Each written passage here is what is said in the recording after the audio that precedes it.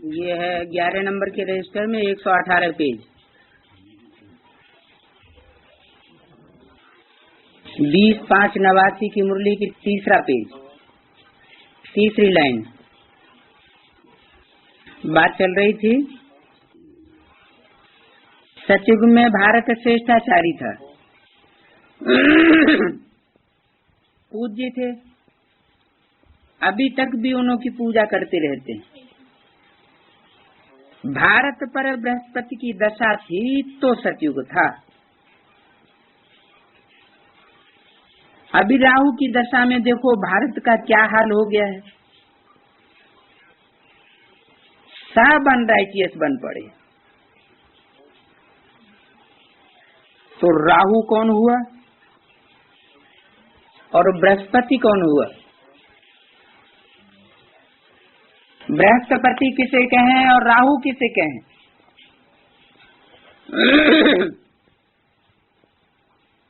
जैसे कहते हैं रावण राज्य है, तो रावण राज्य में देखो क्या हाल है।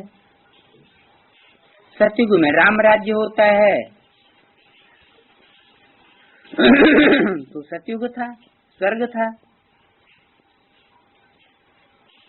तो राहु और बृहस्पति कौन? बृहस्पति अर्थात बड़े से बड़ा रक्षक, पति। बड़े से बड़ा रक्षक कौन है संसार का? विश्व पिता कहो या विश्वपति कहो, शिव ज्योति बिंदु तो विश्व का मालिक बनता ही नहीं। तो बृहस्पति की दशा जब हो तब कहेंगे सत्ययुग। और अभी कौन सी दशा है? राहु की दशा है। तो राहु कौन हुआ? रावण हो गया राहु। सब अनराइटियस बन पड़े। बाप राइटियस बनाते, रावण अनराइटियस बनाते। कहते भी हैं राम राज्य चाहिए, तो रावण राज्य में हुए ना, चाहिए क्या है? कहाँ? रावण राज्य में है तब तो चाहिए राम राज्य।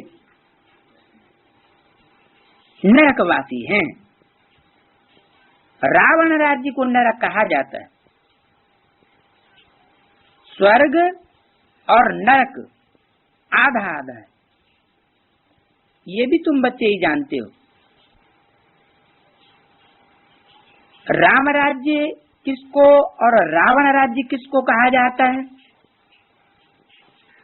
और कोई नहीं जानता। तो पहले पहले ये निश्चय बुद्धि बनाना है। क्या क्या निश्चय बुद्धि बनाना है? किस बात में निश्चय बुद्धि? कि अभी हम रावण राज्य में हैं, राहु की दशा है, राम राज्य में नहीं है।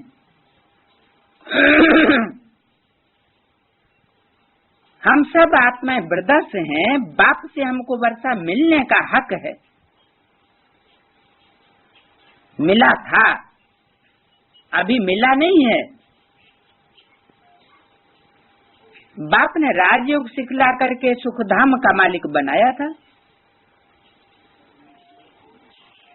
बाकी सब चले गए शांति धाम। और हम कहाँ चले गए? सुखधाम। बाकी सब चले गए शांति धाम और हम गए सुखधाम। ये भी बच्चे जानते हैं। तो ये बाकी शब्द क्यों लगाया? जाना तो सबको शांति धाम है? ऐसी कौन सी आत्मा है जो शांति धाम में जाए बगैर सुख धाम में आ जाती?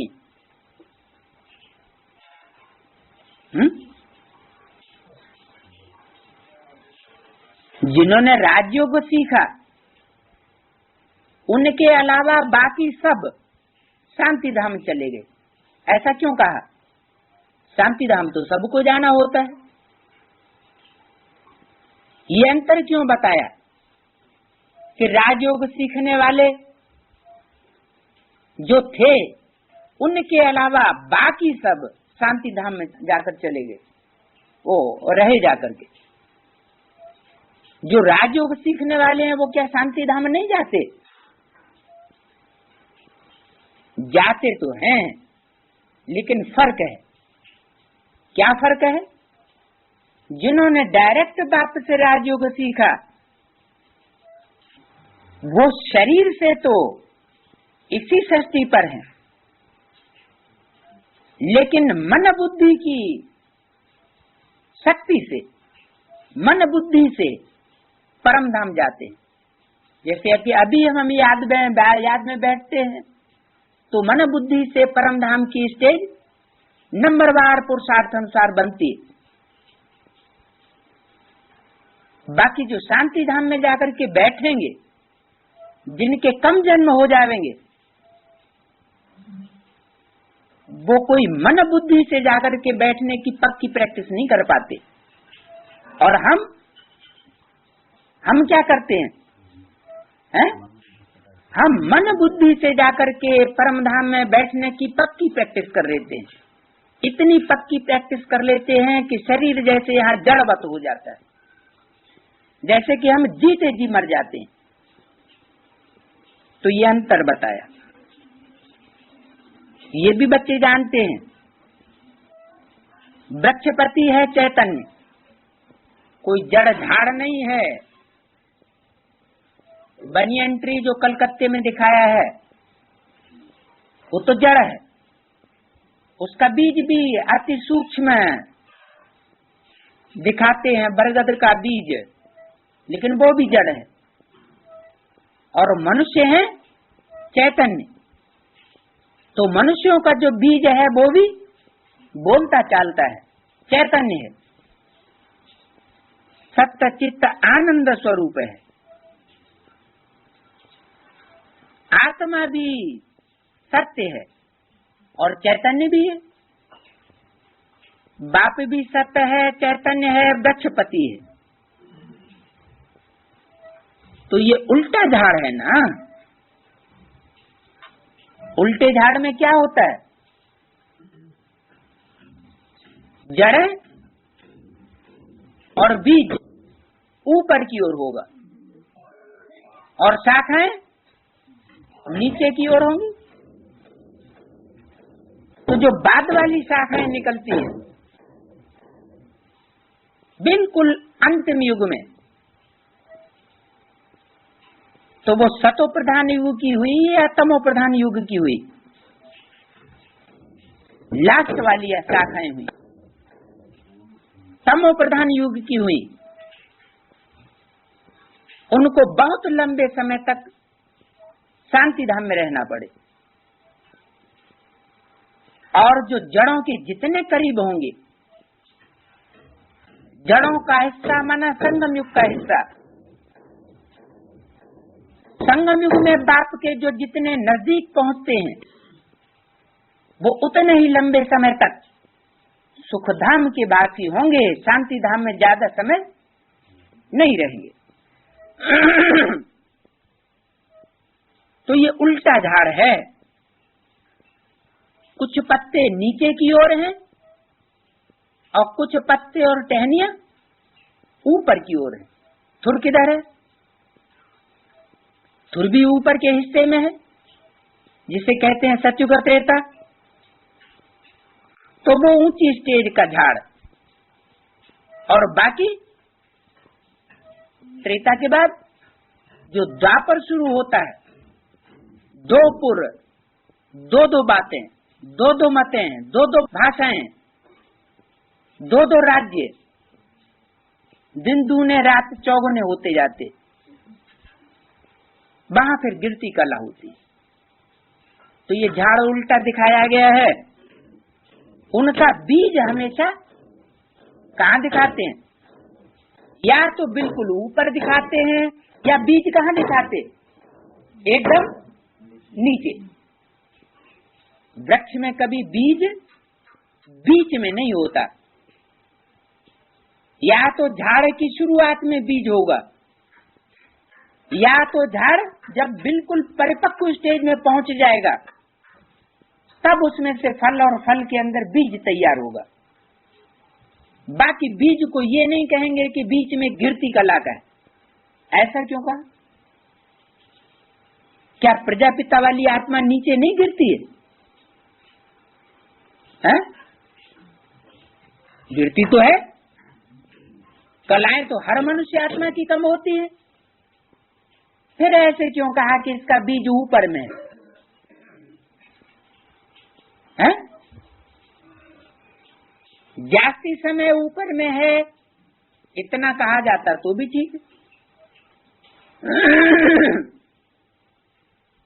बीज ऊपर में है ऐसा क्यों कहते? बीज नीचे नहीं होता क्या? बीज कभी नीचे नहीं गिरता क्या? और जो नीचे नहीं गिरेगा वो ऊपर कैसे चढ़ेगा? तो वर्तमान के लिए बोला कि जिस समय परमात्मा उसमें प्रवेश करता है तो शूटिंग पीरियड में वो बीज ऊपर है, और जब परमात्मा बाप इस सृष्टि पर नहीं होता, 5000 वर्ष पूरे होते हैं, तो परमात्मा बाप जब आते हैं तो लास्ट जन्म में वो बीज कहाँ पहुंचता है? हैं? नीचे नहीं, नीचे नहीं, चोटी ऊपर रह गई तो उस चोटी को पकड़ करके खींचते हैं। तो परमात्मा को पहले पहले आधार, पहले पहले पकड़ किसकी करनी पड़ती है? हैं? परमात्मा के हाथ में पहले क्या आता है? प्रजापिता वाली सोल, क्योंकि वो बिल्कुल नहीं डूबती अंतिम जन्म में भी। यानी सन 1937-36 के बीच वो आत्मा बिल्कुल नहीं डूबती, बाकी सारी दुनिया डूब जाती। फिर परमात्मा बाप जब उसमें प्रवेश करते हैं तो फिर शूटिंग का चक्कर चलता है। तो शूटिंग के पीरियड में वो आत्मा आदि से लेकर के अंत तक वो चक्र लगाती है, जिसे कहते हैं बायजोली का चक्र। बायजोली क्या होती है? जब मंदिर का परिक्रमा करते हैं तो कोई कोई भक्त होते हैं सर नीचे कर देते हैं, गुलाब खाते, और पांव ऊपर कर देते, फिर पांव नीचे करते, सर ऊपर करते, ऐसे नीचे अप एंड डाउन, डाउन और अप होते हुए सारी परिक्रमा पूरी करते हैं। तो ये 4 युगों की शूटिंग का चक्र है। इसमें हर मनुष्य आत्मा को ऊपर और नीचे चढ़ने का उतरने का खेल खेलना होता है। इसलिए बाबा की वाणी में ये रिकॉर्डिंग चलती है, जिसका बाबा अर्थ बैठ समझाते हैं। हमें उन राहों पर चलना है जहां गिरना और संभलना है। गिरते कब हैं? जब सुप्रीम सोल बाप की याद भूल जाते हैं। और उठते कब हैं? जब सुप्रीम सोल बाप की याद आती है तो उठते हैं। प्रजापिता वाली सोल भी याद तो सुप्रीम सोल को करती है। अंतर सिर्फ इतना है कि और मनुष्य आत्माएं परमात्मा बाप के साकार प्लस निराकार स्वरूप को पहचान लेती है और उनको याद करना सहज हो जाता है। प्रैक्टिस कम करनी पड़ती है मेहनत कम करनी पड़ती है, फायदा जास्ती हो जाता है। और उस एक आत्मा को प्रैक्टिस जास्ती करनी पड़ती, काहे की बीज रूप स्टेज में टिकने की। क्योंकि बीज रूप स्टेज में टिकना और साकार स्वरूप में बीज को याद करना, इसमें अंतर है।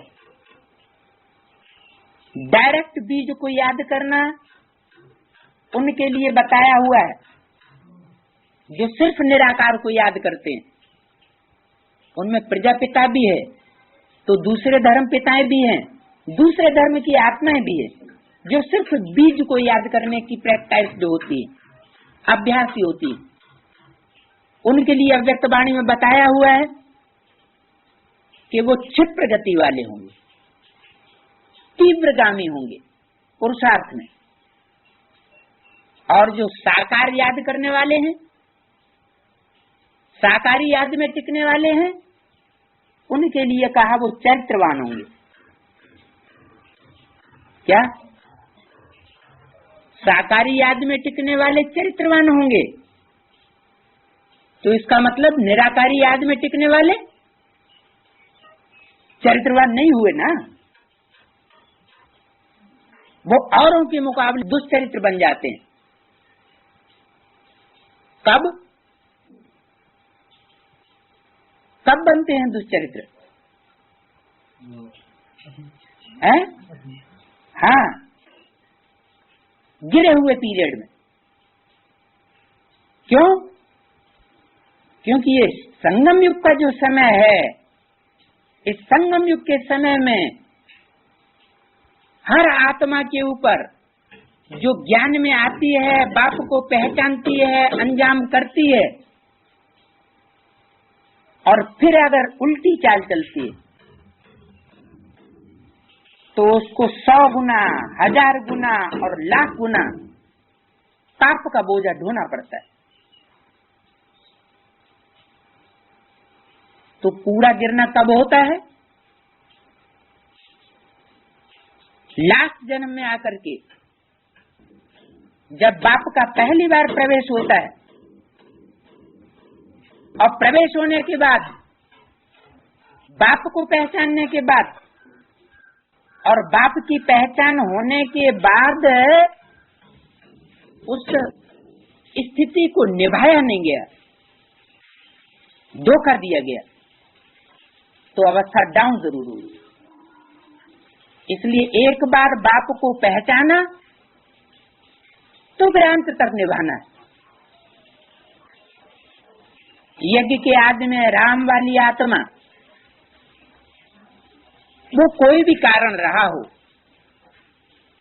कारण तो बाबा ने मुरली में बता दिया, शुरुआत में पूरा ज्ञान नहीं था तो टूट पड़े, ये मतलब नहीं है।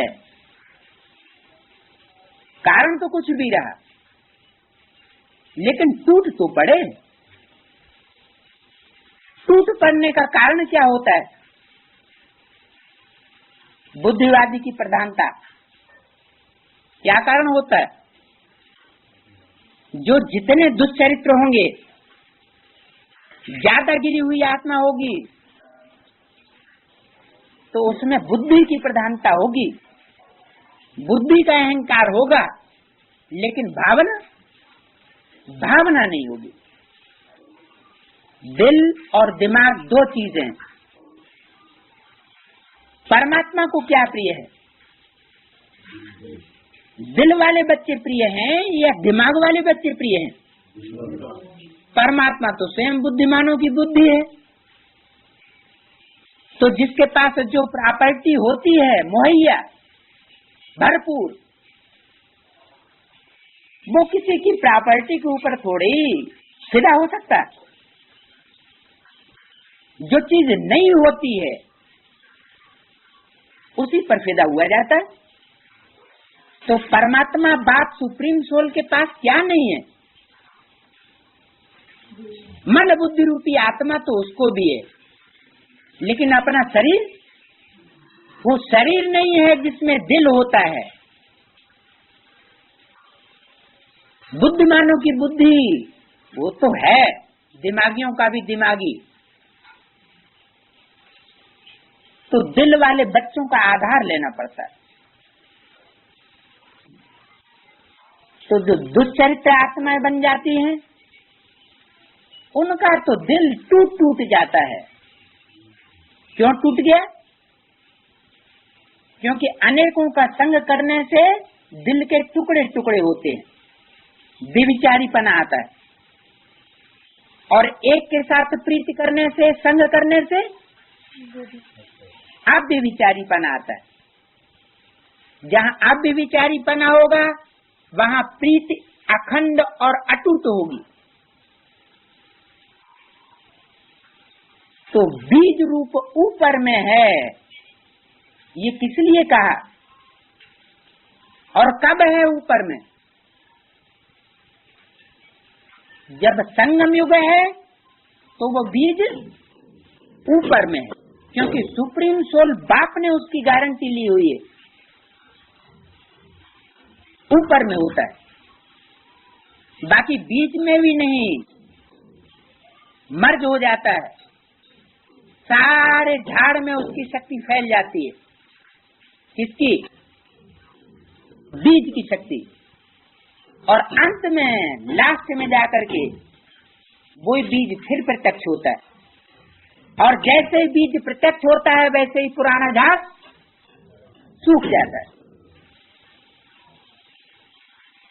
तो थोड़े समय के लिए लास्ट में वो बीज नीचे स्टेज में पहुंचता है।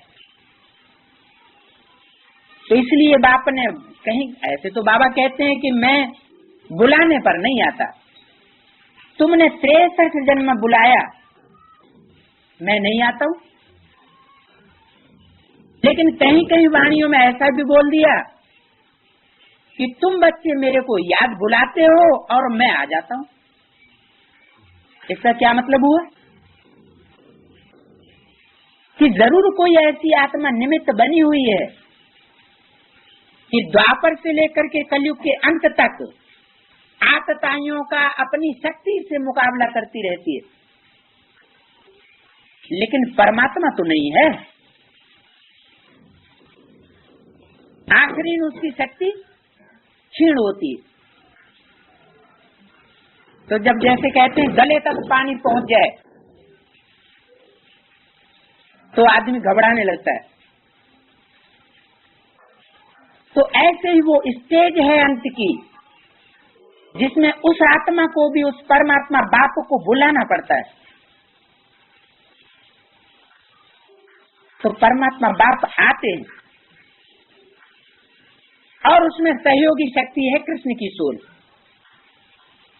राम और कृष्ण ये दो विशेष आत्माएं हैं सत्य रूपी रंगमंच पर। ये विशेष बच्चे हैं शिव के। जैसे पूछा कुमार का बताओ शिव बाबा को कितने बच्चे हैं?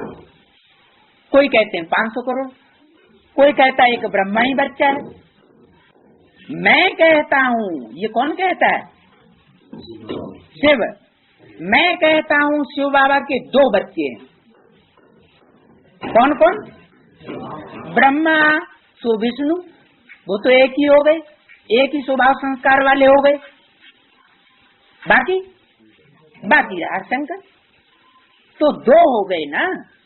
इसका मतलब शिव बाप के 2 ही बच्चे हैं, उनमें एक बच्चा और एक बच्ची, एक हीरो का पार्टधारी और एक हीरोइन का पार्टधारी। ये सृष्टि रूपी रंगमंच के 2 पार्टधारी हैं। ये जब दुखी होते हैं परमात्मा बाप के बच्चे, तो परमात्मा बाप को भी आना पड़ता है। तो ज्ञान मार्ग का गांधी और ज्ञान मार्ग का नेहरू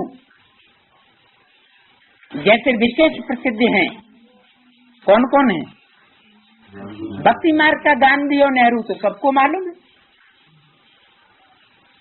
भक्ति मार्ग के गांधी और नेहरू ने भी आवाज लगाई उसी समय पर, और ज्ञान मार्ग के गांधी और नेहरू ने भी आवाज लगाई हे पतित पावन आओ, पतित पावन सीताराम, रघुपति राघव राजा राम। तो परमात्मा बाप को आना पड़ा। इतनी संगठित आवाज, गांधी जी की आवाज के साथ करोड़ों की आवाज मिल गई, लेकिन वो तो भक्ति मार्ग वाली आत्माओं की बात हुई। लेकिन परमात्मा बाप के जो 108 बच्चे हैं या 108 जो युगलमण के हैं, वो बच्चे जब परमात्मा बाप को याद करते हैं संगठित रूप में, एक की आवाज में आवाज मिला करके, तो परमात्मा बाप को भी नीचे आना पड़ता है। क्योंकि एक है बीज रूप आत्माओं की दुनिया, एक है आधार मूर्त आत्माओं की दुनिया, और एक है 500 करोड़ की दुनिया। 500 करोड़ की दुनिया में जो कुछ होता है वो तो देखने में और देखने में कठिन है, क्योंकि बहुत विस्तार में है। सारी दुनिया तो कोई नहीं देख सकता, लेकिन उसका जो छोटा रूप है 16,108 का, वो देखा जा सकता है। तो वो हुई आधार मूर्तों की दुनिया। और उससे भी अगर छोटा रूप देखना हो तो हुआ 108 का। और 108 का भी छोटा रूप देखना हो तो अष्ट नवरत्न का। और उससे भी छोटा रूप देखना हो तो परमात्मा बाप शिव के जो डायरेक्ट बच्चे हैं, 2 बच्चे, राम और कृष्ण, उनके जीवन चरित्र को देख लिया जाए। इसलिए गणेश जी की वो कथा आती है कि सब देवताओं से कहा गया कि पृथ्वी का चक्कर लगा करके आओ। तो सब देवताएं तो अपने अपने वाहन पर चल पड़े, और गणेश जी का वाहन था चूहा। तो सबके वाहन तो बड़े तीखे थे, और गणेश जी का वाहन चूहा भला कितनी तेज दौड़ेगा और कहाँ तक दौड़ेगा। तो सब तो अपने अपने वाहन पर बड़ी तेजी से चल पड़े, बड़ी उमंग उत्साह से। और गणेश जी की बुद्धि में बात आ गई, क्योंकि उनका बुद्धि रूपी पेट बहुत बड़ा होता है। उनकी बुद्धि में ये बात आ गई कि माता पिता में सारा संसार समाया हुआ होता है। तो लौकिक दुनिया के कोई हद के माता पिता में थोड़ा ही सारा संसार समाया हुआ होता है। ये तो बेहद के माता पिता हैं। तुम माता पिता हम बालक तेरे, जिसके लिए सारी दुनिया गाती है। तो वो हैं बेहद के माता पिता। कौन? राम और कृष्ण। तो इनका चक्र गणेश जी ने लगा लिए। कृष्ण की सोल मृदुल रूप धारण करती है, पार्वती का रूप, और राम की सोल कठोर रूप धारण करती है, शिव बाप, जिसे शिव शंकर मिला करके एक कर दिया गया। तो शंकर और वैष्णो देवी, ये 2 स्वरूप हमारी भारतीय परंपरा में भगवान के रूप में पूजे जाते हैं, क्योंकि संपन्न रूप है। ब्रह्मा का रूप पूजा नहीं जाता है, लेकिन वास्तव में ब्रह्मा की ही सोल अपना शरीर छोड़ने के बाद ब्रह्मा सो क्या बनती है? वैष्णो देवी बनती है। तो बताया कि झाड़ का बीज है ऊपर में। कब कहेंगे ऊपर? संगम युग में, क्योंकि परमात्मा बाप ने उसमें प्रवेश किया है, वो ऊपर में। ये उल्टा झाड़ है ना। बाप ये आकर के समझाते हैं, जब तुम तमो प्रधान बन जाते हो तब बाप सतो प्रधान बनाने आते हैं। हिस्ट्री ज्योग्राफी रिपीट होती है। अब तुमको कहते हैं हिस्ट्री ज्योग्राफी रिपीट, अंग्रेजी अक्षर मत बोलो। क्यों? हिस्ट्री ज्योग्राफी रिपीट ये तो अंग्रेजी में कहा जाता है। तो कोई कहते हैं अंग्रेजी अक्षर क्यों बोलते हो? हिंदी में इतिहास भूगोल, हिंदी में क्या कहते हैं?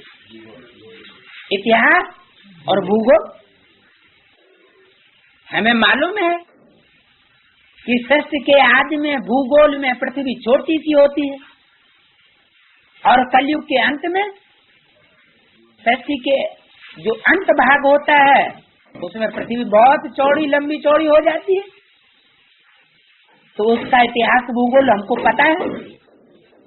पहले सिर्फ एक ही धर्मखंड होता है और बाद में सारे धर्मखंड इस पृथ्वी पर लंबे चौड़े फैल जाते हैं। हमें इतिहास का भी पता है। आदि में देवी देवताओं का राज्य होता है और अंत में राक्षस राक्षसियों का राज्य हो जाता है। तो हमें तो आदि से लेकर के अंत तक की सारी हिस्ट्री का पता है। अब तुमको कहते हैं हिस्ट्री ज्योग्राफी रिपीट, तो इतिहास और भूगोल का अर्थ नहीं निकलता क्या? इतिहास और भूगोल कहने से अर्थ नहीं निकलता, अर्थ तो निकलता ही है हिस्ट्री रिपीट। जो आदि में हुआ तो अंत में फिर से रिपीट हो। अंग्रेजी तो सब लोग पढ़ते ही है क्या? ऐसा कोई है जो अंग्रेजी न पढ़ता हो? कैसे? सब लोग कहाँ पढ़ते हैं अंग्रेजी? सारी दुनिया में सब लोग अंग्रेजी पढ़ते हैं क्या? है? नहीं। लेकिन इंटरनेशनल लैंग्वेज इस समय कौन सी है? अंग्रेजी है ना। और जब ये ज्ञान सारी दुनिया में फैलेगा तो सारी दुनिया में कौन सी भाषा बोली जा रही है? इंग्लिश। तो जरूर अंग्रेजी के शब्द जो कॉमन अक्षर शब्द हैं वो बाबा की भाषा तो हिंदी है, लेकिन बाबा हिंदी भाषा में अंग्रेजी के अक्षरों को स्वीकार कर लेते हैं। तो सारी दुनिया को क्या करना पड़ेगा? अंग्रेजी के अक्षरों को कुछ न कुछ स्वीकार और करना पड़ेगा और समझना पड़ेगा। तो बोला अंग्रेजी तो सब लोग पढ़ते ही हैं, समझते हैं। भगवान ने गीता संस्कृत में सुनाई है। 20/5/89 की मुरली का 3रा पेज मध्य में। तो समझते हैं कि गीता भगवान ने किस संस्कृत में सुनाई। कौन समझते हैं? भक्ति मार्ग वाले। संस्कृत माना? संस्कृत माना सुधरी हुई भाषा है। सुधरी हुई भाषा, बिगड़ी हुई नहीं, सुधारी गई। तो वास्तव में परमात्मा बाप जब आते हैं तो हमको ये पता चलता है कि ये सारी दुनिया हमारा कुटुंब है। हम आत्मा आत्मा, भाई भाई और परमात्मा हमारा बाप। तो सारी दुनिया क्या हो गई? हमारे लिए क्या हो गई? सारी दुनिया ईश्वरीय परिवार है। चलो अभी नहीं है, क्योंकि अभी ईश्वर बाप को सबने नहीं पहुंचाना, लेकिन हम ये जानते हैं कि जो आने वाला समय है उसमें सारी दुनिया तो परमात्मा बाप को पहचाने की जरूरत है। सारी दुनिया पहचाने की जरूरत है। और जब पहचानेगी तो सारी दुनिया हमारा कुटुंब होगा या नहीं होगा? सारी दुनिया को ब्रह्मा का बच्चा बनना पड़े, तो वसुधैव कुटुम्बकम, ये शास्त्रों की बात हमारे लिए है। सारी वसुधा ही हमारा कुटुंब है।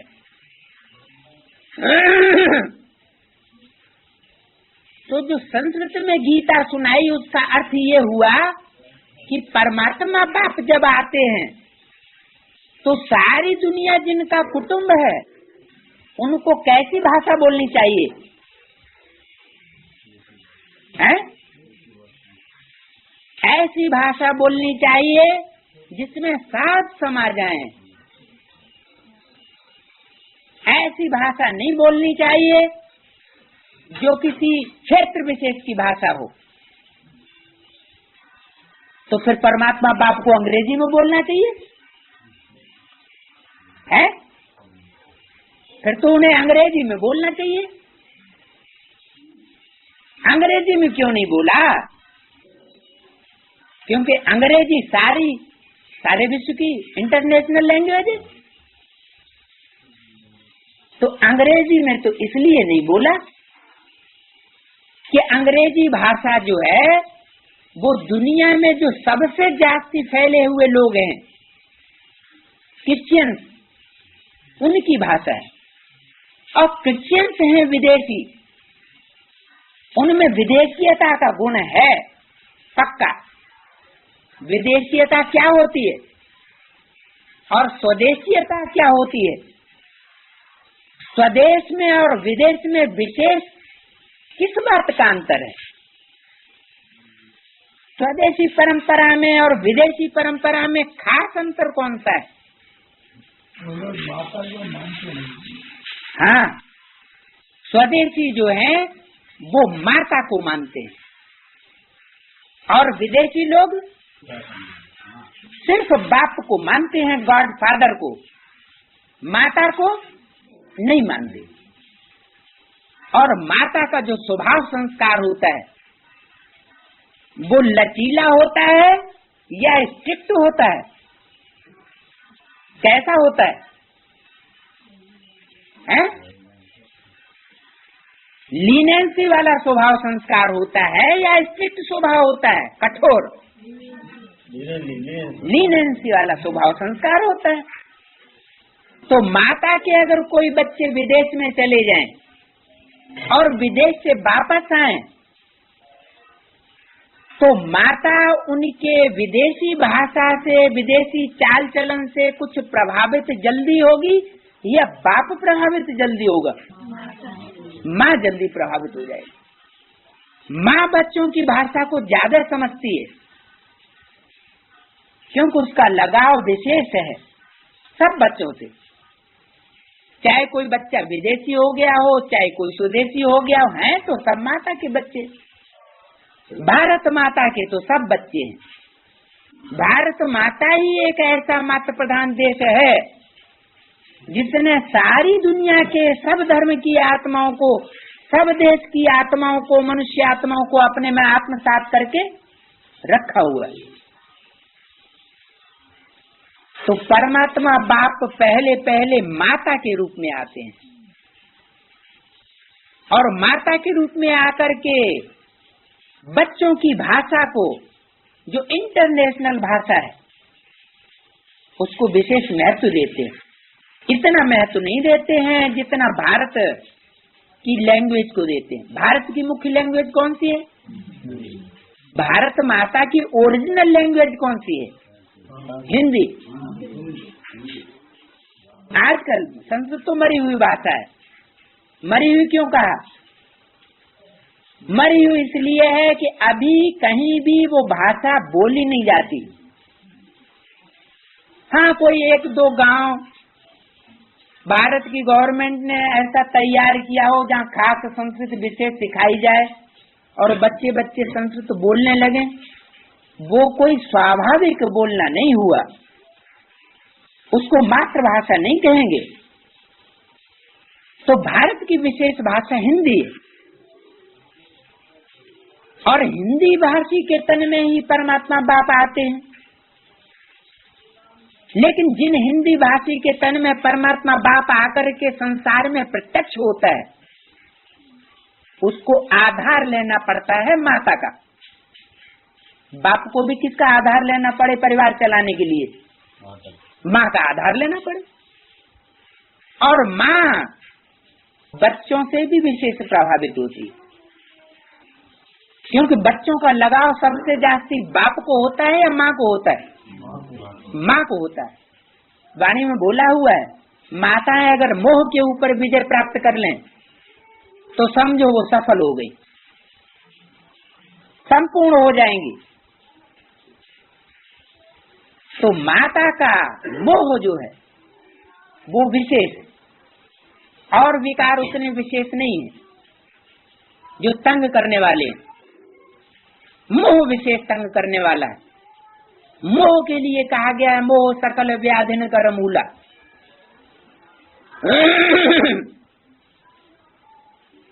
तो परमात्मा बाप आकर के हिंदी भाषा और इंटरनेशनल लैंग्वेज दोनों को विशेष तरजीह देते हैं। अंग्रेजी तो सब लोग पढ़ते ही हैं, समझते हैं भगवान ने गीता संस्कृत में सुनाई। ऐसा नहीं है, संस्कृत में नहीं सुनाई, लेकिन जिस भाषा में सुनाई उसमें अंग्रेजी के कॉमन शब्दों को ग्रहण कर लिया गया। वो सुधरी हुई भाषा है।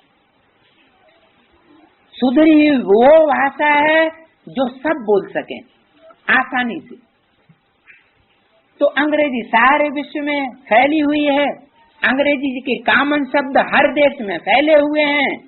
लिहाजा उन शब्दों को अगर हिंदी में आत्मसात कर लिया जाए तो क्या बुरा है?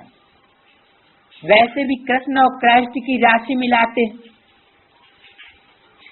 क्राइस्ट और कृष्ण, कृष्ण के जितने भी गुण धर्म हैं वो सारे क्राइस्ट के ऊपर थोप दिए। जैसे कृष्ण को दिखाते हैं पांव में कांटा लगा तो खलास हो गए, तो क्राइस्ट को क्या दिखाते हैं? कांटों पर लटकाई दिया। हाँ, कांटों पर लटकाई दिया और खलास हो गए। क्राइस्ट का भी छोटा रूप बनाते हैं, कृष्ण का भी छोटा रूप विशेष मान्य है। तो अंग्रेजी तो सब लोग पढ़ते ही हैं, लेकिन ऐसा नहीं है कि भगवान ने कोई उस संस्कृत में गीता सुनाई। संस्कृत का मतलब है सुधरी हुई भाषा। सुधरी हुई भाषा वही है जो सबके लिए लाभकारी हो। सुधरा हुआ मनुष्य वो है जो सबके लिए सुखकारी हो। अगर दुख देने वाला है तो उसको सुख देने वाला या सुधरा हुआ कहेंगे। सुखदाई देवता नहीं कहा जा सकता, उसको सुधरा हुआ नहीं कहा जा सकता।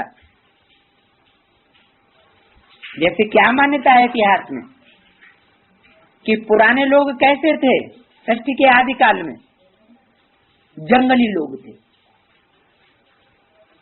नंगे रहते थे, तो उनको समझ लेते हैं कि अनसुधरेले थे। लेकिन वास्तव में सुधरेले कौन से थे? आज के लोग या आदिकाल के लोग? आदिकाल के लोग सुधरेले थे। तो ये डिफिनीशन सुधरेले की और बिगड़ेले की ये आज की दुनिया में अलग है और परमात्मा की डिफिनीशन अलग है। परमात्मा बाप सत्य है, उसकी भी डिफिनीशन सच्ची है। जो दूसरों को सुख देने वाला हो वही सुधरा हुआ है। दूसरों की भावनाओं का भी ध्यान रखता हो वही सुधरा हुआ है। इसलिए बाबा ने नियम बनाया, सुख देंगे तो सुखी होके मरेंगे और दुख देंगे तो दुखी होके मरेंगे। तो अंतमते तो गति होगी, तो बिगड़ी हुई गति होगी या सुधरी हुई गति होगी? दुख दे के मरेंगे तो बिगड़ी हुई गति। तो सुधरी हुई भाषा बाप आकर के सिखाते हैं कि ये है सुधरी हुई भाषा। इसमें कोई ईर्ष्या करने की बात नहीं है, कोई द्वेष करने की बात नहीं है कि ये अंग्रेजी बोलते हैं भारत में रह करके। अब श्री कृष्ण सतयुग का प्रिंस, वहां तो यह भाषा थी, कौन सी, जो बाप जिस भाषा में बोलते हैं हिंदी से मिलती जुलती भाषा होती है, वहां कोई संस्कृत भाषा नहीं होती। ऐसा तो लिखा हुआ नहीं है कि संस्कृत भाषा थी।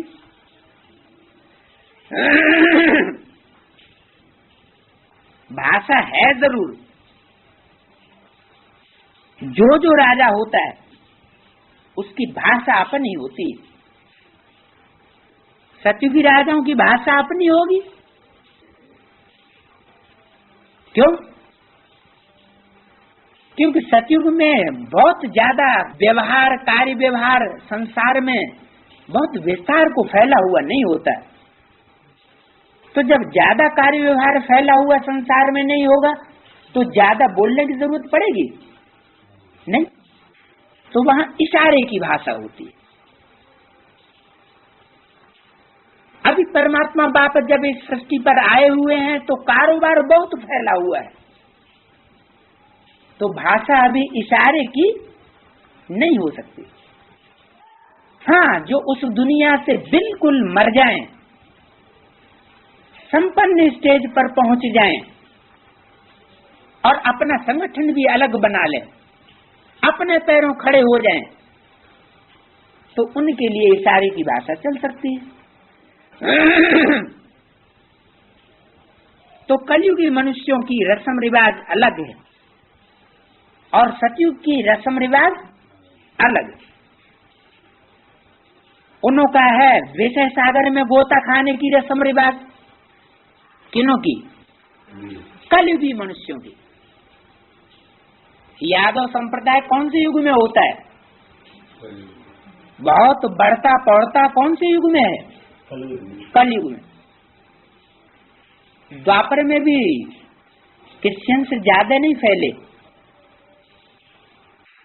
ज्यादा फैले कब? कलयुग के अंतिम 100-150 वर्षों में क्रिश्चियंस सारी सृष्टि पर फैल गए, जिन्होंने एटम बम बनाए। उससे पहले क्रिश्चियंस की इतनी तादाद नहीं थी।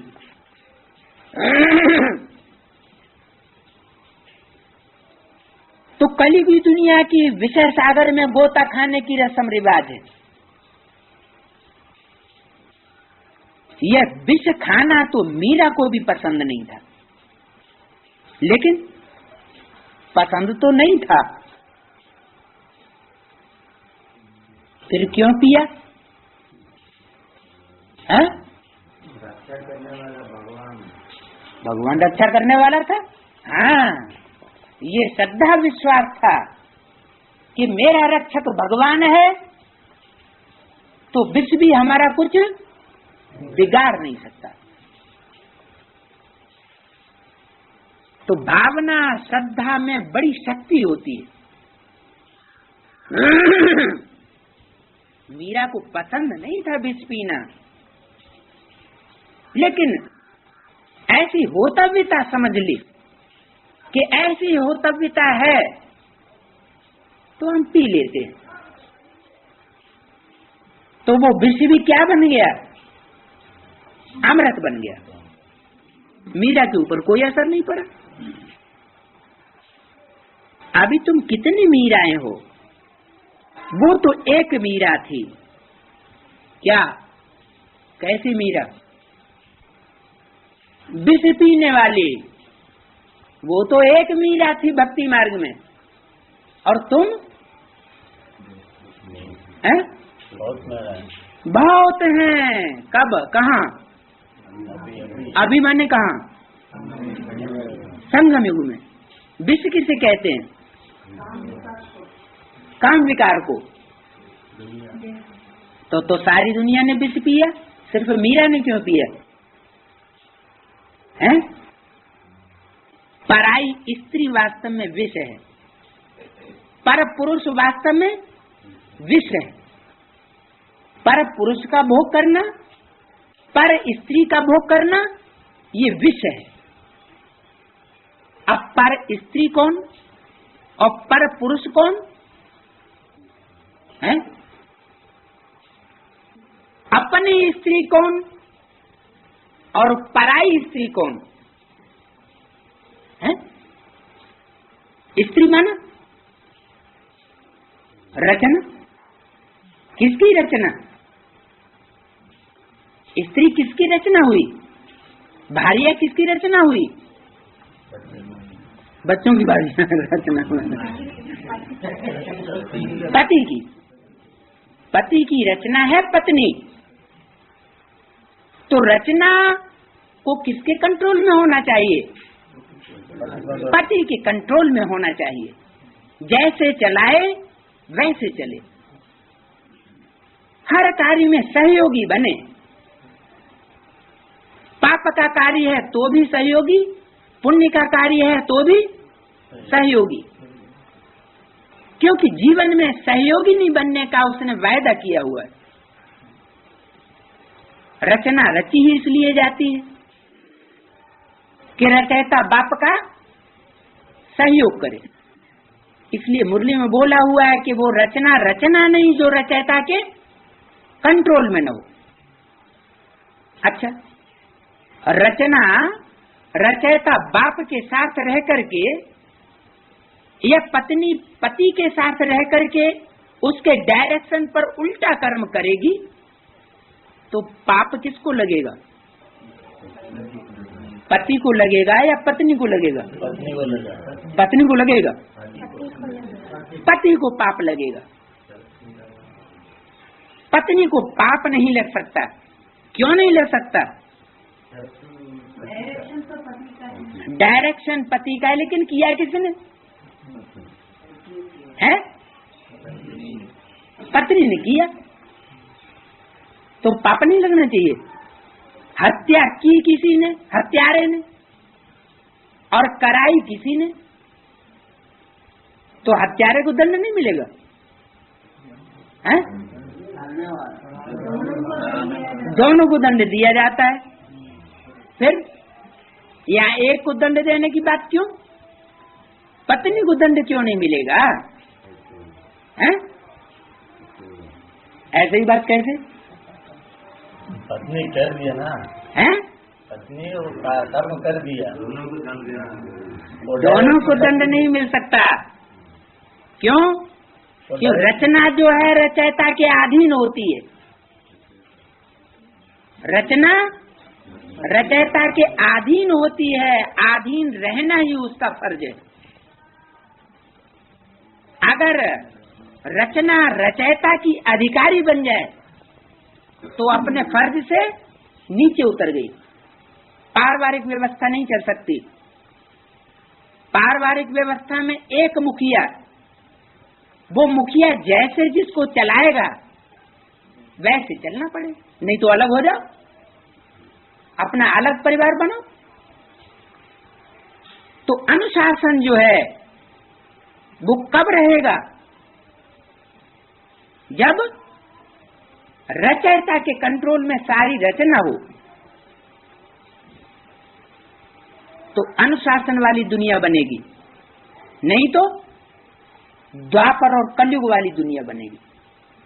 दो दो मतों वाली दुनिया बनेगी, दो दो भाषाओं वाली दुनिया बनेगी, दो दो राज्यों वाली दुनिया बनेगी, अनेक प्रकार की धारणाओं वाली दुनिया बनेगी। एकता वाली दुनिया नहीं हो सकती। तो पहली शर्त है रचयिता के कंट्रोल में रचना को रहना पड़े। लेकिन मूल रचयिता सृष्टि का कौन है? शिव बाबा। वो तो सिर्फ कहने के लिए होते हैं पति परमेश्वर, वास्तव में वो कोई परमेश्वर होते नहीं हैं। क्या वो कोई परम ईश्वर होते हैं क्या? वो परमेश्वर होते नहीं हैं। लेकिन कहाँ की यादगार ये चली आ रही है। ये संगम में परमात्मा बाप आकर के सब सजनियों का साधन बनता है, तो सब सजनियों को एकता के सूत्र में बांधने के लिए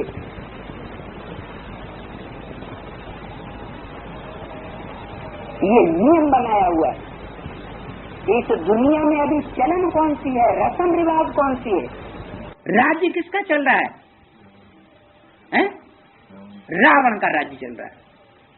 तो रावण के राज्य में सब विषय वैतरणी में नदी में गोता खाने वाले हुए, या कोई ऐसे भी हैं जो गोता खाने से बच जाएंगे? चाहे ब्राह्मण हो इस समय, चाहे कोई भी हो। पुरुषों की तो बात ही छोड़ दो, क्योंकि पुरुषों को तो कह दिया क्या, सब पुरुष क्या दुर्योधन दुशासन, वो तो अपने को कंट्रोल कर ही नहीं सकते बेचारे। पुरुषों की तो सबसे बड़ी कमजोरी हो गई स्त्री, उनकी तो बात छोड़ दो। अब रहे कौन? बाप आकर के किसको आगे बढ़ाते हैं? कन्या माताओं को। किस लिए आगे बढ़ाते हैं? कि कन्या माताएं जो हैं वो हिम्मत कर सकती हैं, अगर उनको संरक्षक सही मिले तो कन्या माताएं आकर के इस समय बता दी। मीरा कैसे? जो बांधेली माताएं हैं, बांधेली माताओं ने अपना पति किसको माना हुआ है? परमेश्वर को। तो जब बुद्धि दूसरी तरफ चली गई तो बुद्धि से सरेंडर किस तरफ हुई? परमेश्वर की तरफ। और परमेश्वर की तरफ सरेंडर हुई तो जो बुद्धि से सरेंडर हो जाएगा, मन बुद्धि जहां लग जाएगी तो तन और धन कहां जाएगा? तन धन भी वहीं जाएगा। अगर किसी का तन और धन दूसरी तरफ जाता रहे बड़े प्यार पूर्वक, और ये कहे कि हमारा मन बुद्धि से तो हम परमात्मा के ही हैं, तो ये झूठी बात है या सच्ची बात है? तो ये झूठी बात हो गई। तो बांधेली माताओं तो मीरा है ही, क्योंकि परवश होकर के उनको विष पीना पड़ता है। अब रही कन्याओं की बात। कन्याएं तो निर्बंधन है या बंधन वाली है? उनको कोई बंधन नहीं, चाहे तो विष पिए, क्योंकि इस दुनिया में विषय वैतरणी नदी में रहेंगी तो विष तो पीना पड़ेगा, क्योंकि पुरुष प्रबल होता है और इस दुनिया में सेफ्टी है नहीं, क्योंकि ऐसे संबंधों वाली दुनिया बनी पड़ी है जहां घर घर में शादी की संस्था को विशेष तरजीह दी हुई है। ब्रह्मा कुमारी को घर में भी एकता नहीं है। तो कन्याएं जो हैं वो फ्री हैं। फ्री होने का मतलब ये हुआ क्या कि विष न पिए? विष न पीने के लिए फ्री हैं, हैं? बंधन मुक्त हैं, तो चाहे तो विष न पिए। ऐसी है विष पीने के लिए नहीं, और क्या बांधेली विष पीने के लिए? बाबा वो कहते हमको पूछने का क्या, कन्याओं को पूछो हम लोग। नहीं, आपको भी कन्याएं हैं, आपको भी कन्याएं, आपको भी कन्याएं, आपको भी हैं, कन्याएं आपको भी हैं, बहनें आपको भी हैं। चलो आपकी कन्याएं नहीं, आपकी बहनें तो हैं, नहीं है? बहनें तो हैं। तो आपकी बहनें हैं, छोटी बहन कन्या के समान होती है, बड़ा भाई बाप समान होता है। तो ऐसी कोई बात नहीं। आपसे जो बात पूछी जा रही है वो आप जवाब दीजिए। आप नहीं जवाब देंगे तो माताएं कन्याएं जवाब देंगी। तो कन्याएं जो हैं वो फ्री तो हैं, लेकिन इस पाप की दुनिया में रह करके क्या अपने को विष पीने से बचा सकती हैं?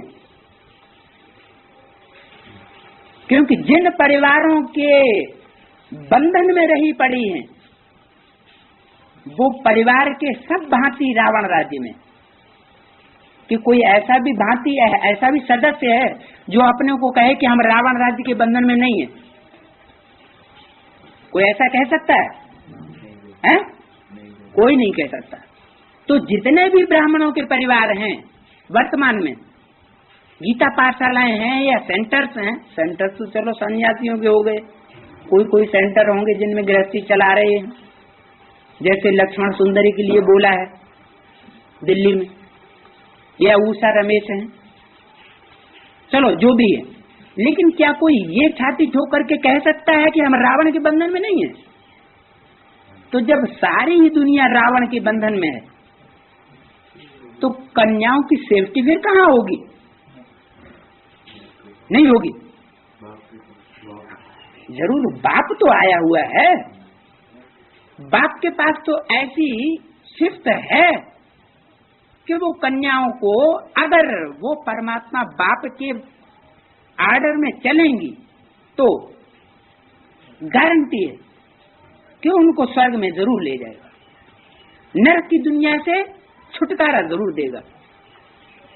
तो कन्याओं के लिए तो जो ज्ञान में चलने वाली हैं, उनके लिए एक ही पति है जो उनको रक्षा देने वाला है। काहे से? किस बात से रक्षा देने वाला है? खाने पीने के लिए, विष पीने से बचाने वाला, यानी पर पुरुष से बचाने वाला है। पर पुरुष से सिर्फ परमात्मा बाप के अलावा कन्याओं को इस दुनिया में कोई नहीं बचा सकता। इसलिए गौपाल कन्हैया गाया हुआ है। क्या? बैलपाल नहीं गाया हुआ है। क्यों? बैलों ने बेचारों ने क्या पाप किया है? बैल जो होते हैं वो स्वतंत्र प्रकृति के होते हैं। पुरुषों को कहा गया बैल और कन्याओं माताओं को कहा गया गौ। गौ क्यों कहा गया है? गौओं की मान्यता कौन से देश में विशेष है? भारत में। तो भारत देश में गाय की ये विशेष शिफ्ट है कि वो सबसे सीधा जानवर माना जाता है। ये बात दूसरी है कि आजकल गैया भी कोई बैल होती है।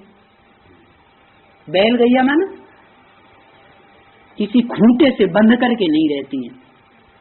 आपने देखो होंगे ऐसे गायों के झुंड जो खूंटे से बंद कर रहना ही पसंद, उनको कोई बांधे भी तो जबरदस्ती तोड़ा के भाग जाएंगी, बंध के नहीं रहेंगी। बन गई है, जंगल की गई है, कांटों की जंगल की। तो परमात्मा बाप गारंटी देते हैं कि नरक को स्वर्ग बना के जाऊंगा, ऐसे वापस नहीं जाएगा। अब यहाँ तो बोला हुआ तुम सब मीराएं हो, सो क्यों बोला हुआ है? तुम सब मीराएं हो तो फिर वो कन्याएं भी उस लिस्ट में आ गई क्या? यहाँ बोलने की फ्री है, ऐसे नहीं कि अंदर से कोई बात अंदर से रखना है। फ्री होकर के बोलो। यहाँ अगर थोड़ा सा भी शिकन रह जाएगा संकल्प में तो बाहर जाकर के चौड़ा हो जाएगा। सब बंधन में है, सब मेरा है। सब बंधन में है। हाँ, इसलिए सब मेरा नहीं, कन्याएं तो बंधन में नहीं है। कन्याएं तो फ्री है ना, चाहे तो विष न पिए, बाप की ही बन करके रहें। क्या? लेकिन यहाँ ये क्यों कहा कि सब मीराएं हो? तुम सब इतनी मीराएं हो? ये नहीं कहा सब मीराएं हो, कहा अभी तुम कितनी मीराएं हो। वो तो एक मीरा थी, अभी तुम सब मीराएं हो। ये क्यों कहा कि अभी तुम सब मीराएं हो? हैं? कलयुग लोक लाज कुल की मर्यादा पसंद नहीं करती हो।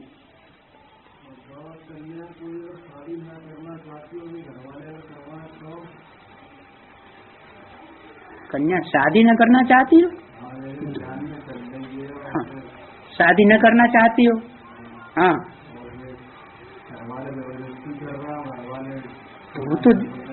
वो तो कंसी जरासंधियों के बंधन में हो गई। अगर वो अपने को कन्या समझती है और बाप का ज्ञान सुना हुआ है तो उसको समझना चाहिए कि मैं तो निर्बंधन हूँ, मैं बंधन में क्यों फंसूं। दौड़ आएगी बाप के पास।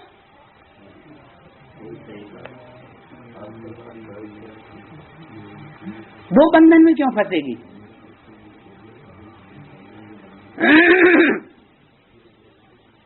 तो कलयुग लोक लाज कुल की मर्यादा पसंद नहीं करती हो।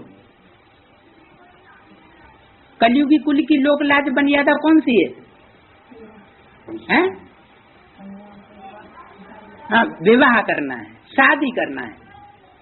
तो वो तो दुनिया भी लोक लाज कुल की मर्यादा हुई कि शादी करके रहना जरूर है। क्यों? क्योंकि इस कलयुगी दुनिया में कोई भी अबला बिना पुरुष के संरक्षण के सुरक्षित नहीं रह सकती। वो व्यभिचारिणी वैश्या जरूर बनाई जाएगी। नहीं समझ में आ रहा है? क्योंकि बाबा ने वाणी में बोला हुआ घर घर में वैश्यालय। ये संबंधों की जो परंपरा चल रही है खास भारत में, ये देवर है, ये भौजाई है, ये नंदोई है, तो ये सब दूषित परंपराएं चल पड़ी। बाबा तो कहते हैं भाई बहन में भी क्या हो जाता है, कुदृष्टि हो जाती है। भाई भी बहन को गंदा कर देता है, बाप अपनी बच्ची को गंदा कर, ऐसे ऐसे केसेस हुए हैं। तब बाबा ने वाणी में बोला हुआ है, मामा अपनी भांजी को गंदा करता है, गुरु अपनी चेली को गंदा करता है, तब क्या करना पड़े? तब वैश्या हुई ना। तो घर घर में वैश्यालय। तो यहाँ जो बात बोली है कि कलयुगी लोक लाज कुल की मर्यादा तुम पसंद नहीं करती हो। कौन सी मर्यादा पसंद करती हो? हैं? शादी करना पसंद करती हो? हाँ, जो बाप की मर्यादा है। बाप की मर्यादा क्या है? हमारे ब्राह्मण परिवार में कन्याओं के लिए लोक लाज कुल की मर्यादा कौन सी है?